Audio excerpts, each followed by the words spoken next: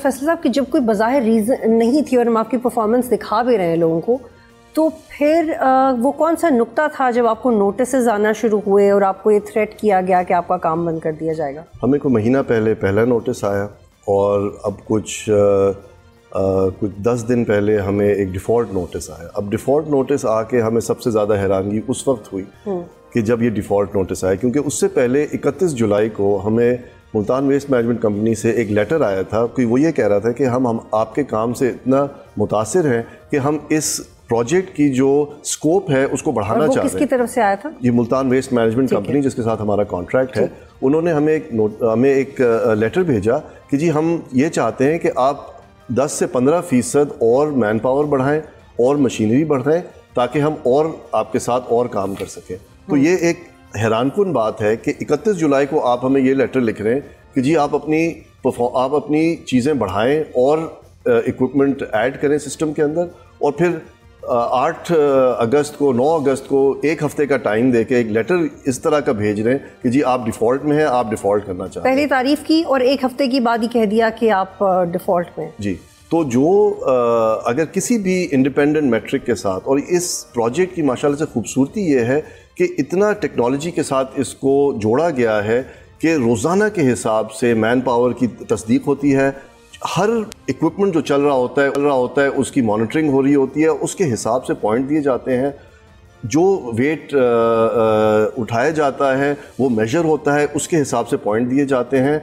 और हमारे 95% से ज़्यादा पॉइंट हैं महलसी में भी और बुरेवाला में भी, और हर कोई इसकी तारीफ़ कर रहा है और अच्छा कर रहा है। और अगर खुदा ना खास्ता ये बंद होते हैं तो कितने लोग नौकरी से जाएंगे? देखिए, ये हमने 22 तहसीलों में जो प्रोजेक्ट जीता है उसके अंदर 20,000 से ज़्यादा लोग काम कर रहे हैं। हमारा पिछले महीने का जो पेरोल था वो 75 करोड़ रुपए से 80 करोड़ रुपए के दरमियान था। हमने अपने वर्कर्स को बहुत अच्छी तरह से और उनकी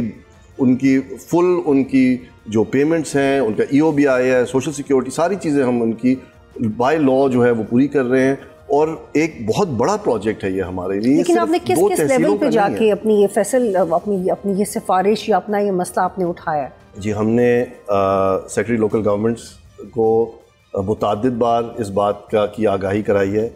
हमने जो मिनिस्टर साहब हैं लोकल गवर्नमेंट्स के, ईशान साहब, उनसे हमने मुतअद्दिद बार ये चीज़ पेश की है कि जी कमिश्नर साहब हमें इस पॉइंट पे बार बार जो हमें पता चल रहा है वो थ्रेटन कर रहे हैं, और ओपनली थ्रेटन कर रहे हैं। मतलब ऐसा नहीं है कि वो कहीं किसी से कहलवा रहे हैं या क्या कह रहे हैं, वो अपनी ज़बानी लोगों से ये कह रहे हैं कि मैंने डेवू के ये कॉन्ट्रैक्ट मैंने कैंसिल कराने हैं। मतलब ऐसा नहीं है कि कोई ढकी छुपी बात है, वो खुले फोरम्स में इस तरह की बात कर रहे हैं। तो हमने उनसे सिर्फ और इससे आपको ये भी खतरा है कि इससे आपकी क्रेडिबिलिटी जा सकती है, कि इदारे की क्रेडिबिलिटी, क्योंकि आप लोग पूरे पाकिस्तान में काम कर रहे हैं। जी, देखें, ये 22 तहसीलों में हम ऑपरेट कर रहे हैं, लेकिन हमारा इशू ये है कि हम ट्रांसपोर्ट में प्रोजेक्ट्स चला रहे हैं। पंजाब में 3 प्रोजेक्ट्स हैं जो हम पंजाब में चला रहे हैं, हम पेशावर में प्रोजेक्ट चला रहे हैं, हम कराची में प्रोजेक्ट चला रहे हैं।